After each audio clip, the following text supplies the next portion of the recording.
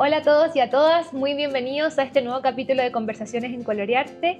Hoy tenemos el honor de tener una gran colaboradora en nuestra fundación. Estamos con Cecilia Sotomayor. Ella tiene más de 30 años de experiencia en el aula, es docente de Historia y Geografía y desde el 2014 junto a Minga Educa han ayudado a escuelas, liceos, colegios en relación al aprendizaje basado en proyectos, así que muy bienvenida Cecilia acá con nosotros. Muchas gracias, Rosario.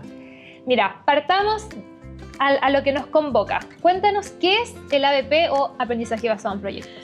Bueno, el aprendizaje basado en proyectos es un enfoque, una metodología que organiza la enseñanza de una manera completamente distinta a la tradicional, en el sentido de que, primero que nada, parte en torno a un desafío que tiene que ser real, contextualizado, importante y sobre todo muy significativo para los y las estudiantes, puesto que el desafío es como el motor de todo lo que se hace en esta ruta de aprendizaje.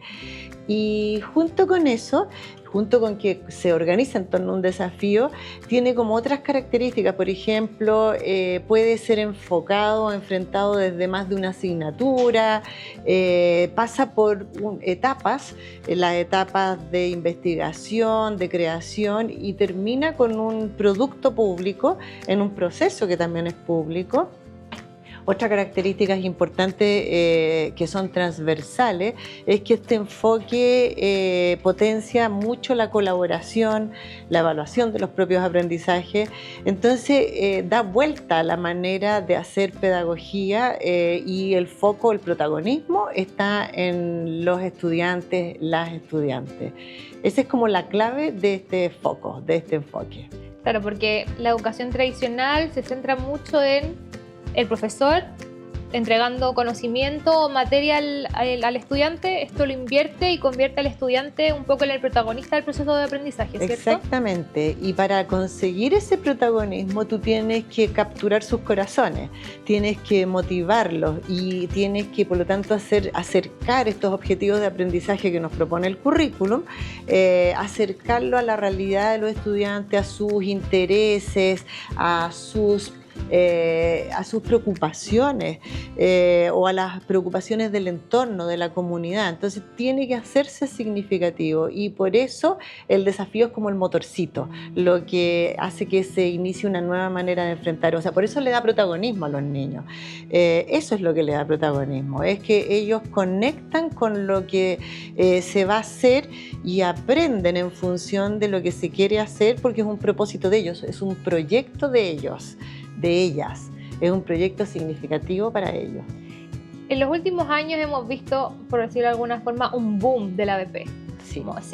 En todos lados se hace alguna otra forma de ABP en mejor o peor medida, pero ¿de dónde viene? ¿Hace cuánto podemos decir que se instauró el ABP? Bueno, el ABP es súper antiguo, comienza del siglo XX y todas estas grandes pedagogas o pedagogos como, qué sé yo, Frenet o Montessori, trabajaban poniendo el foco central en los estudiantes. Por lo tanto, la mayoría de los elementos ya están de siempre.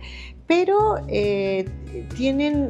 que yo creo que ha cambiado mucho es que la escuela ha sido una institución muy rígida y muy resistente a darle protagonismo a los estudiantes y siempre ha estado centrada en el profesor, la profesora que habla, transmite conocimientos sin importar o sin tener idea qué es lo que sucede en la cabecita de los niños y las niñas y por lo tanto sin tener idea si aprenden o no. Entonces hoy hay mucho más conocimiento desde la neurociencia de cómo se aprende y por lo tanto ha transformado las didácticas y los enfoques pedagógicos y por eso se ha puesto tan en vigencia la ABP. Eso es lo que le ha dado como como tanto peso. Pero tú dijiste algo bien importante, en mayor o menor medida, porque también estas cosas se ponen así como de moda, pero cuesta bastante insertarlo en la escuela, en el sistema escolar, por distintas razones, o sea, porque hay pruebas estandarizadas, porque los colegios tienen muchas demandas, requerimientos de distintos tipos, porque el ministerio o el municipio, el DAEM o los SLEP ahora, entonces muchas veces cuesta instalarlo. Es más fácil decir que hago ABP que hacerlo realmente. El ABP desordena el aula. Los niños hacen ruido, se mueven, que son a veces comportamientos, conductas que se reprimen dentro de una escuela. Salen al patio, qué sé yo, salen de la escuela, o sea, pueden ir a la plaza, pueden traer, qué sé yo, expertos de afuera a la sala de clase. Entonces se rompe completamente la estructura escolar tradicional. Y lo otro que también pasa, que tú muchas veces trabajas con otros profesores, y eso también es muy distinto a lo que sucede habitualmente. Entonces, agarrándome un poco del tema de la resistencia, ¿tú crees que todavía la educación más tradicional se resiste a trabajar con ABP porque también requiere un compromiso, ¿no? Cuando uno trabaja en ABP, como lo que decías tú, todo se tiene que transformar para poder llevarlo a cabo. Sí, exactamente. Implica primero mucha reflexión de parte de los profesores. Hay que pensar muy bien cómo organizar este desafío.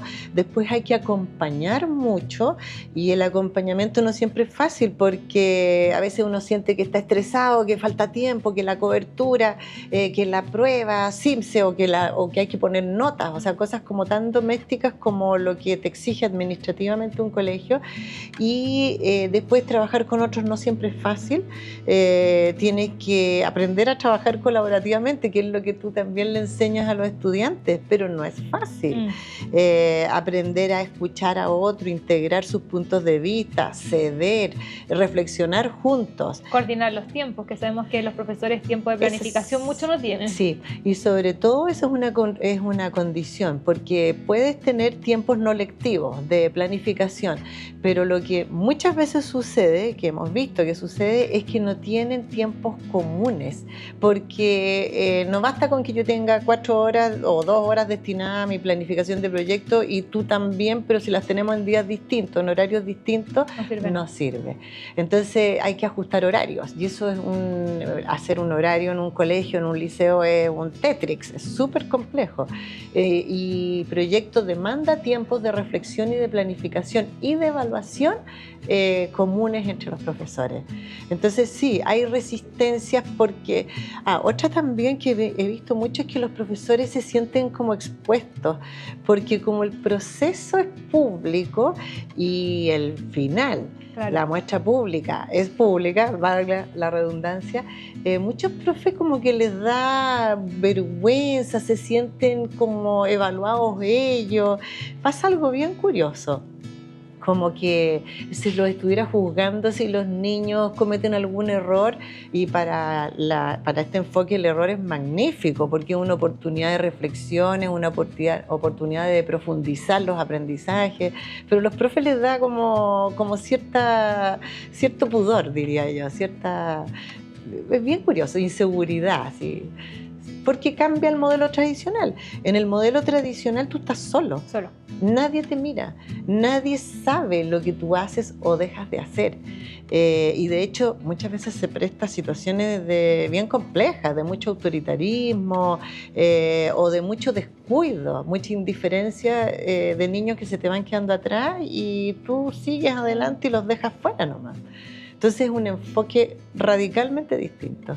¿Y cuánto crees tú que también tiene que ver con el no ceder, quizás un poco el orgullo del profesor? Nosotros, como tú sabes, trabajamos con mayoritariamente profesores de arte y quizás en tu experiencia con Minga Educa, que en el fondo asesoran a colegios en general, el profesor de arte puede sentirse como un poco relegado, como que si trabaja interdisciplinariamente con el profesor de ciencia, que es como una materia medible que tienen que trabajar para el CIMSE o para la PAES, que sienta como que es menos importante o que el profesor de ciencia o de matemática traten de como de imponerse un poco más? Absolutamente, pero es muy interesante lo que sucede, porque en este enfoque los profesores de arte o de música o de asignaturas que son como peor evaluadas, aunque nadie lo diga y lo confiese, No. pero que en el fondo sí están como asignaturas de segunda categoría, bueno, toman un protagonismo y toman una relevancia y le dan un sentido a los proyectos que los profes empiezan como a valorar, a evaluar todos. Yo soy profesora de historia, como tú dijiste, y yo he aprendido muchísimo de los profes de artes visuales o de música o de tecnología haciendo proyectos.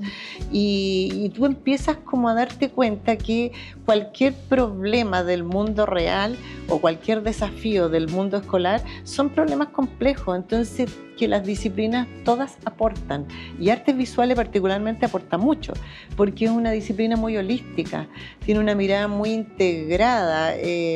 Hacer una obra como el Land Art de Colorearte, bueno, lo que se ve al final es la punta de un iceberg, pero hay todo un proceso de reflexión, de investigación, de creación que es muy profundo y que lo puedes hacer con otros profesores, pero que la disciplina de las artes visuales como que lo integra. Claro. Y esa integración tiene gran poder de comunicación, o sea, comunicacional.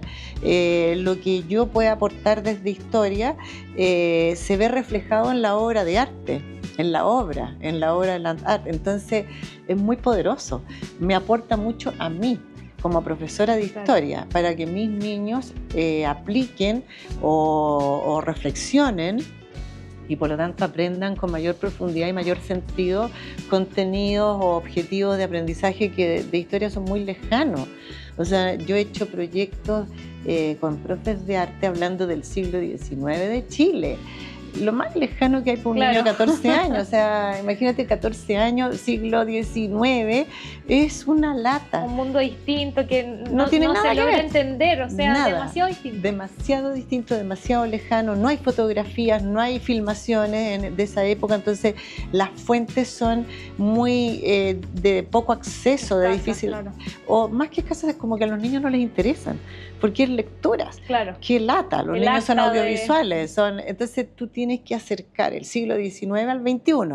Y el arte, las artes visuales, para mí han sido como maravillosas, o sea, nos han permitido que nuestros estudiantes aprendan mucho y disfruten mucho aprendiendo. Siglo XIX. Claro. Entonces, para mí ha sido genial. El enfoque de proyecto te permite eso. Y eso está estudiado. Los profesores que trabajan o que trabajamos en ABP, como que se van profesionalizando y les va gustando mucho, se sienten muy valorados a pesar de toda la pega que es harto trabajo de coordinación, de gestión, de planificación, de acompañamiento de los estudiantes, de crear otros instrumentos, o sea, es una pega nueva, entonces claro. Tienes que ser muy creativo como profe y por lo tanto involucrarte, pero te da mucho placer. Disfrutas, o sea, los profes que se involucran son profesores que son hinchas del ABP, de su vocación y de lo que hacen. Sí, y se sienten muy valorados, no son, no sé, la educación tradicional como que te pueden dar un librito, un manual y tú tenés que repetir como papagayo sin ninguna involucración, innovación, y eso es finalmente muy aburrido para un profesor. Te denota como persona creativa, con conciencia, te fijas, te deshumaniza. Claro. Quizás el enfoque de la ABP, como decías tú, que el profe se profesionaliza, valga la redundancia, porque aprende a enseñar desde otra mirada. Sí. Yo creo que la relación con sus estudiantes también es distinta, porque los estudiantes también se sienten escuchados. O sea, cuando el profesor les tira la pelota a ellos de su aprendizaje, yo creo que también estudiantes de, no sé, liceos o colegios más tradicionales les llega esta oportunidad y es como wow, y el profesor puede marcar la diferencia, y es como un círculo virtuoso en que el profesor se siente mejor, el estudiante se siente mejor, el profesor se puede reencontrar un poco con su vocación, que también es súper importante. Hemos tenido otras conversaciones en las que hemos evidenciado cómo los docentes no siguen su carrera, o sea, estudian, tienen una vocación súper importante, llegan, se enfrentan con la realidad y dicen no, salen corriendo. Exacto. Sí, y incluso, o sea, yo creo que un círculo virtuoso para el profesor y para su estudiante, para las interacciones dentro del aula, pero además para toda la comunidad. Y cuando te digo la comunidad, estoy pensando en el sistema liceo o escuela, pero también la comunidad donde está inserta esa escuela. Tenemos ejemplos de proyectos de colorearte. Yo me acordaba uno muy lindo que tenía que ver con el desafío, no lo recuerdo exactamente, pero era algo en torno a las semillas. ¿Qué tesoro esconde las semillas? Algo así. Sí. Y recuerdo una escuela que era del sur de alguna localidad y que decidió como adaptar a su propio contexto escolar este desafío y crearon una instalación en base a las plantas y flores nativas, o sea, aprendieron muchísimo de ciencia, pero entrevistaron a la comunidad, o sea, fue realmente muy lindo, pero lo que hicieron fue una instalación en las afueras de su liceo, era un liceo, que era un sitio baldío horrible y que era un lugar como de basura, abandonado. Y hicieron unas cosas que eran preciosas con los textiles y que representaban a las flores de la localidad. Entonces recogieron como el patrimonio, pero además transformaron su realidad inmediata, o sea, le dieron un valor a ese espacio que era nada, era feo, era basural, era un lugar que había que pasar rapidito, se transformó en un museo al aire libre. Entonces transforma la comunidad también, transforma tu propia realidad, te genera mayor calidad de vida finalmente. Y dentro de la escuela también, o sea, cuando uno está haciendo proyectos, los otros profesores ven que está pasando algo distinto, tú empiezas a hacer, por ejemplo, en el colegio que yo trabajo, en la Girouette, todo se llama proyecto porque todo se empieza a transformar en proyectos. Las actividades extracurriculares se empiezan a transformar en proyectos y le das protagonismo a los estudiantes. Entonces, permea toda la comunidad y permea el contexto.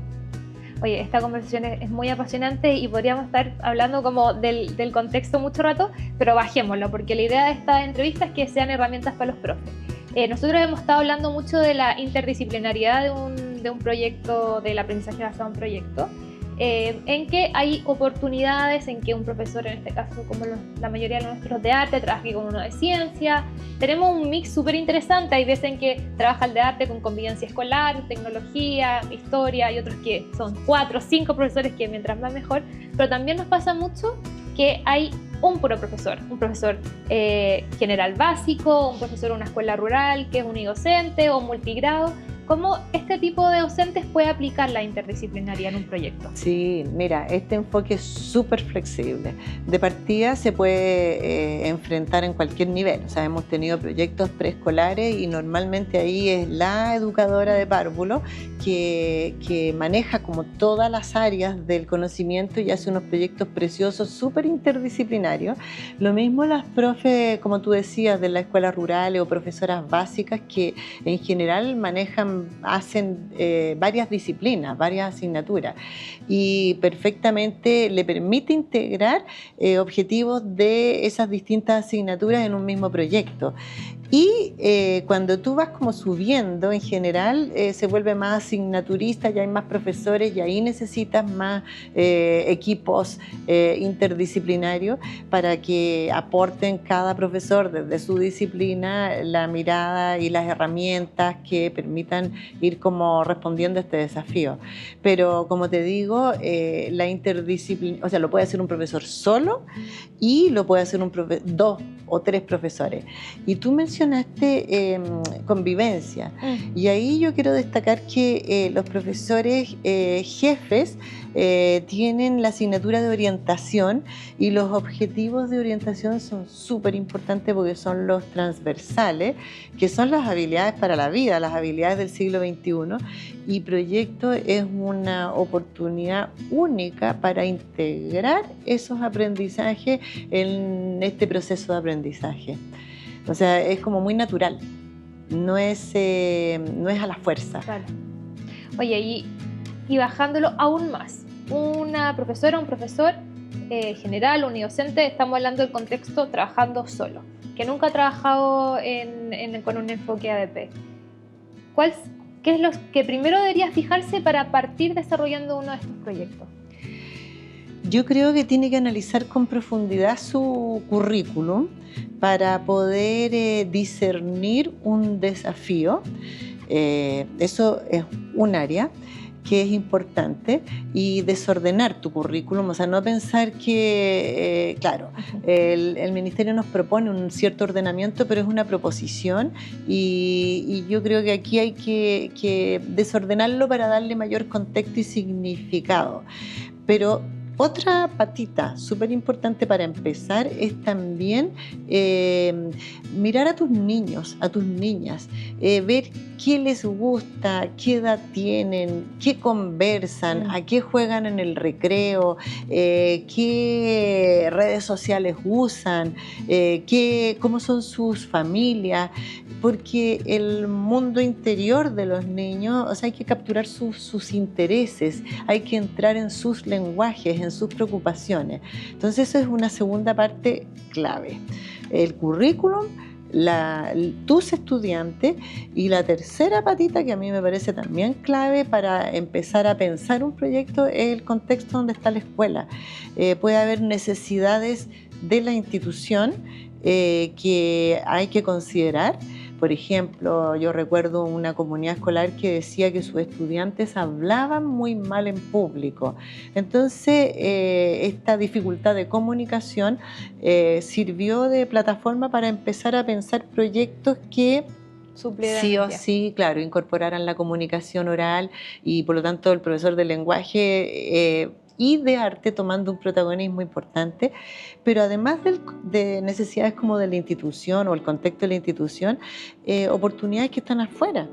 No sé, las escuelas del sur tienen los bosques, las escuelas que están en la costa tienen las playas, tú tienes las de Santiago tendrán, qué sé yo, la cordillera, o la plaza, el lugar, o la municipalidad, o la feria, ¿me entiendes? Todas tienen como recursos que pueden permitirte profundizar y articular este enfoque educativo de una manera contextualizada.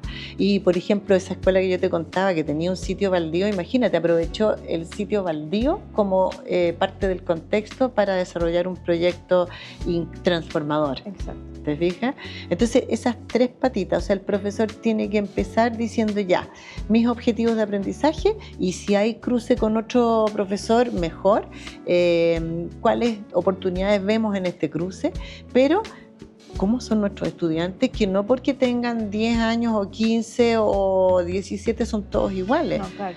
Uno sabe, o sea, yo no sé, hago clases en primero medio hace miles de años y los primeros medios son distintos unos de otros y van cambiando con el tiempo, cambiaron con la pandemia. Entonces hay que comprender a ese grupo curso para poder desarrollar un buen proyecto. Y el contexto, son las tres patitas con las que yo sugiero comenzar.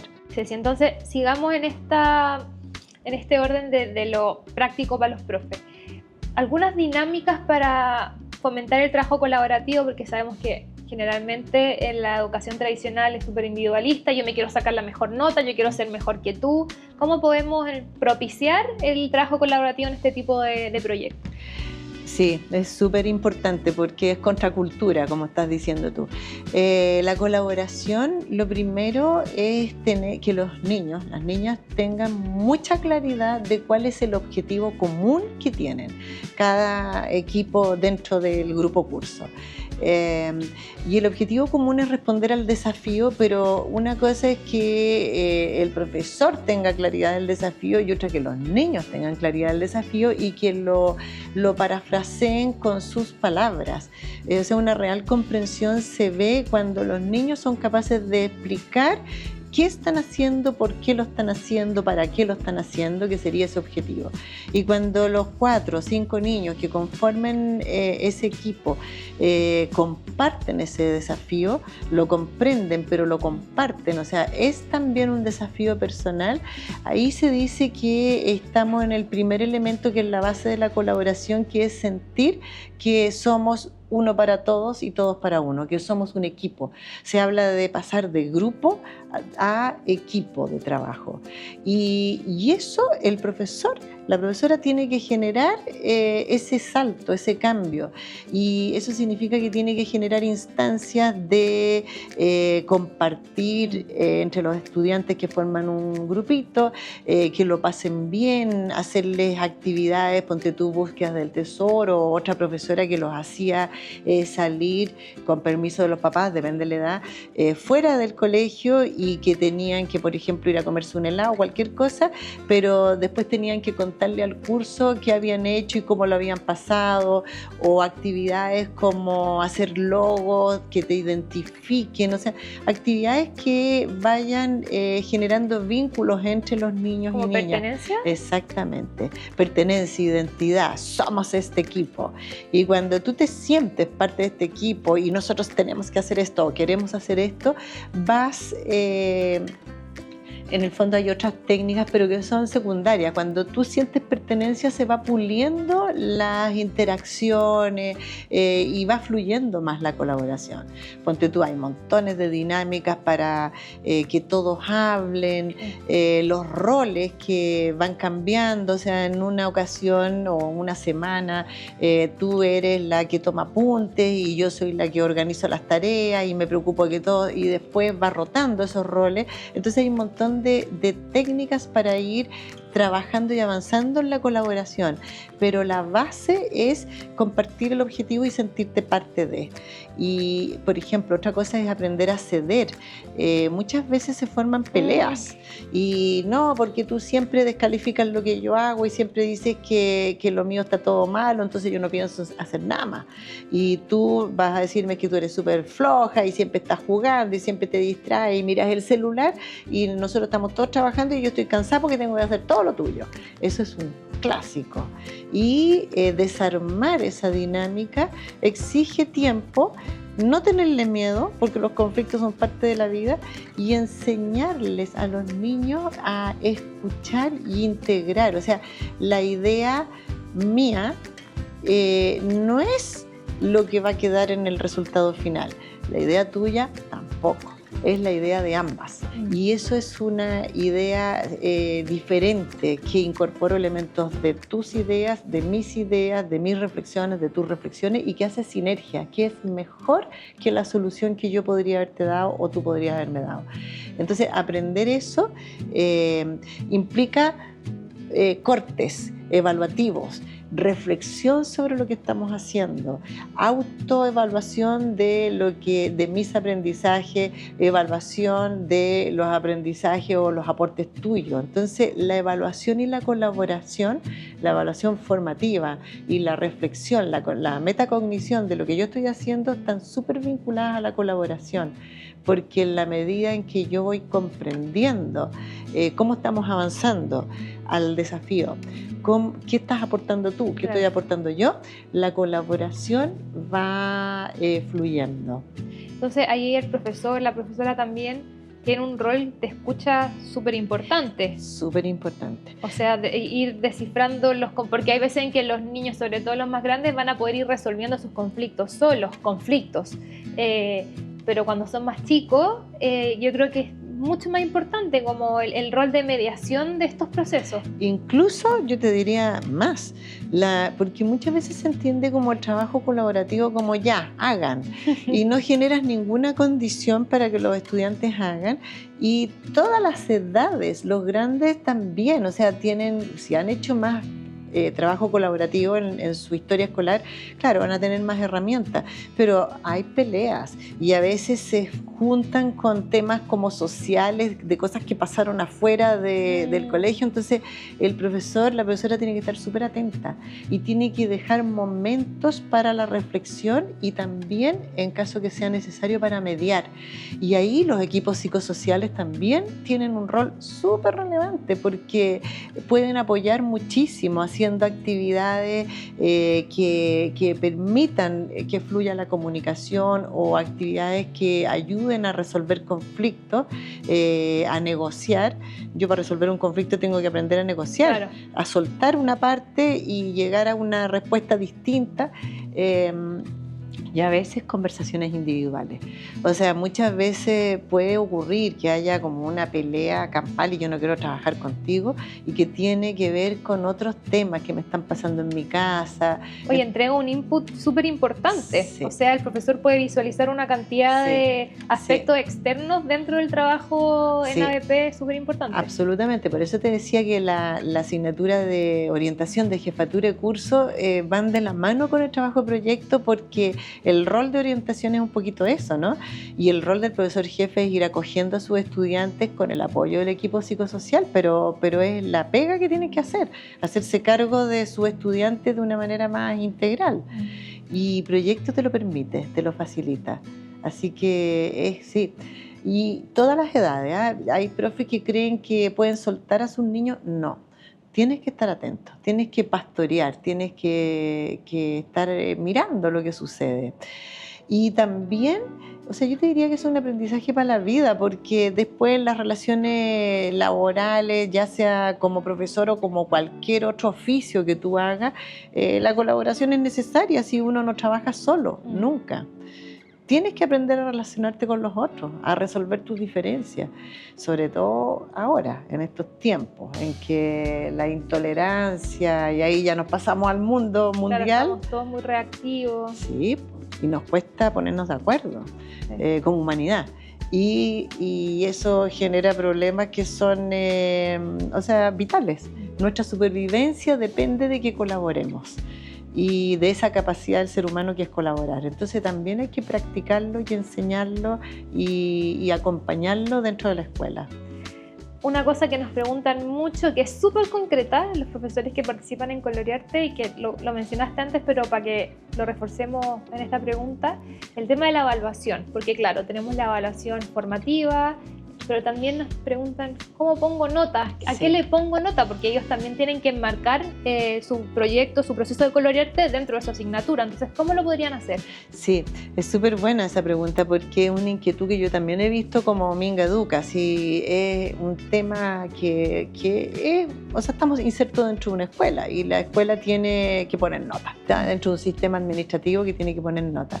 Y ahí se necesita cierta flexibilidad de parte de la escuela, de los equipos directivos, porque hay comunidades escolares que les exigen a sus profesores que pongan una nota en marzo, una en abril, una en mayo, y eso no tiene nada que ver con los procesos de enseñanza y menos con los procesos de aprendizaje de los estudiantes. Entonces, tú sí vas a poner notas en el semestre que hagas este trabajo. Este proyecto puede durar 2 meses, 3 meses y vas a sacar todas las notas que te exige el sistema administrativo, pero a lo mejor no en los timing. Claro, en otro timing. Van a ser en otros momentos. Y uno hace, por ejemplo, cuando uno trabaja en forma interdisciplinaria, yo pongo notas en historia. Para mi asignatura, la profesora de arte pone notas en artes visuales y además ponemos notas que son interdisciplinarias y que son súper contundentes. Cuando ya, por ejemplo, hay un producto, nosotros hablamos de productos, en la etapa investiga hay productos que pueden ser, por ejemplo, un ensayo o elaborar una entrevista para ir a preguntarle a un experto o investigar ciertos conceptos básicos que voy a necesitar respecto al tema que estoy tratando de responder. En fin, esos productos se califican. y se califican como uno califica un trabajo de investigación. Con una rúbrica. Exactamente, y con una rúbrica que tiene que ser conocida por los estudiantes en forma anticipada y comprendida. Y como aquí el proceso es en torno a un desafío, esa rúbrica está relacionada con el desafío. La investigación está relacionada con el desafío. Por lo tanto, los indicadores de evaluación los tienen que comprender todos, los niños, las niñas y los profesores. Entonces tú pones notas durante el proceso y además pones notas en el momento de la muestra pública. Este proceso siempre pasa por esta etapa de desafío. En Colorearte hablábamos de desafío, motívate. Sí, tenemos que tocar eso antes de cerrar la entrevista. Bueno, en toda esa ruta tú vas poniendo notas. En la etapa investiga pones notas, en la etapa crea pones notas, y como el proceso termina en una gran muestra pública, esa muestra pública tú también la puedes calificar. Y además están las autoevaluaciones y coevaluaciones que se hacen, evaluaciones entre pares que se hacen los estudiantes, y esas también pueden ser parte de tu calificación. Son calificaciones mucho más contundentes, claro, más robustas. Más significativas. Sí, más significativas, buenas notas porque tú has acompañado el proceso, pero reflejan muy bien los aprendizajes de todo tipo, desde conceptos hasta transversales que van viviendo tus estudiantes. Sí, nos queda muy poco tiempo y creo que tenemos que, antes de cerrar la entrevista, contar un poco. Mingaduca colaboró con el desarrollo del método Colorearte, que nosotros le llamamos el Caracol Colorearte, que aplica muchísimas cosas del aprendizaje basado en proyectos. Los equipos transitan por 4 etapas: por motívate, investiga, crea y comunica, con la reflexión como eje transversal, y siempre en base a un desafío que nosotros planteamos como temática.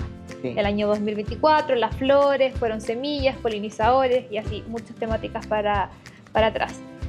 ¿Cómo, en pocas palabras, recomiendas trabajar un proyecto ABP como Colorearte? Entonces yo encuentro que el Caracol Colorearte es exactamente un proyecto, un ABP, porque el enfoque de proyecto es muy flexible, entonces se presta perfectamente la experiencia de Colorearte para ser trabajada con esta ruta que es de proyectos y que genera muchos aprendizajes. Entonces la temática que sugiere Colorearte hay que transformarla en un desafío contextualizado, que sea significativo, que sea amplio, que sea motivante. Pero una vez que tú ya conviertes esa temática en una pregunta desafiante, interesante, ahí se va desenvolviendo este caracol y va fluyendo el tránsito por las distintas etapas de esta ruta. Ahora, es una ruta, a mí me encanta la idea del caracol como espiral, es una ruta que tiene idas y vueltas, no es que tú...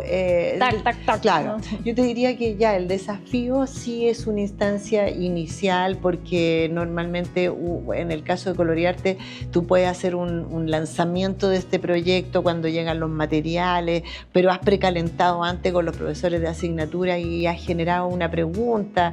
O sea, el inicio es un momento, el desafío marcado. Es un momento marcado, y el final también, pero el proceso de investigar y de crear van juntos. Nosotros los separamos en el caracol para que quede muy claro que todas las asignaturas investigan. Artes visuales investiga, porque explora textura, explora materialidad, explora colores, explora, qué sé yo, en el caso de los tintes, de las técnicas. O sea, hay una investigación propia de la disciplina del arte. Y en historia se investiga de otra manera. Se leen libros, se lee o se pregunta a personas de la localidad, se hace historia oral, se ven audiovisuales, se toman apuntes, y en ciencia se hacen experimentos, se diseñan experimentos, tú planteas hipótesis. Entonces, todas las asignaturas investigan, pero también todas crean. Claro. Muchas veces se piensa que solo arte crea. No. Porque en el caso de Colorearte, el producto final es una intervención artística en el paisaje. Claro, pero yo, para llegar a mi intervención artística en el paisaje, si participé como profesora de historia, yo voy a crear un informe que me permite a mí como profesora de historia calificar a mis estudiantes, y eso es una creación. Los estudiantes van a me van a entregar un producto que va a reflejar lo que aprendieron, los conceptos y las reflexiones que tienen en torno a esta obra que van a exponer o que van a presentar en un contexto afuera. Entonces, no solo se crea la obra, en el proceso de crear esa obra se van creando productos, decimos nosotros, tangibles, como puede ser un informe, o intangibles, como son las reflexiones, las conclusiones, las conversaciones. Eso también son creaciones, las ideas que después se plasman en esta obra Land-Art, que es lo que se ve en el sitio web de Colorearte, pero sí, es la puntita de un iceberg. Exacto. Entonces todos creamos, todos investigamos, y eso conversa. Yo para crear tengo que investigar, tengo que explorar, tengo que pensar, y no es lo mismo investigar para nada, o sea, sin un foco, como porque el profesor me lo pidió, a cuando yo investigo porque estoy respondiendo a un desafío, el desafío Colorearte. Entonces por eso le da tanta sinergia el ABP al proyecto Colorearte. Sí, es un flujo muy bonito y que hemos vivido muchos años. Cecilia, quiero agradecerte por estar con nosotros hoy día. A todos los que nos están escuchando en YouTube o en Spotify, los invito a entrar a colorearte.cl. Ahí van a poder ver el registro de cientos de trabajos en todo su proceso, en el proceso del método Colorearte, Motívate, Investiga, Crea y Comunica. Nos quedamos justitos de tiempo, pero vayan ahí, van a poder interiorizarse mucho más, y como saben, Colorearte entrega capacitaciones gratuitas a los profesores que participan con nosotros de todos estos contenidos, así que no se preocupen. Nos vemos en otro capítulo y muchas gracias por escucharnos.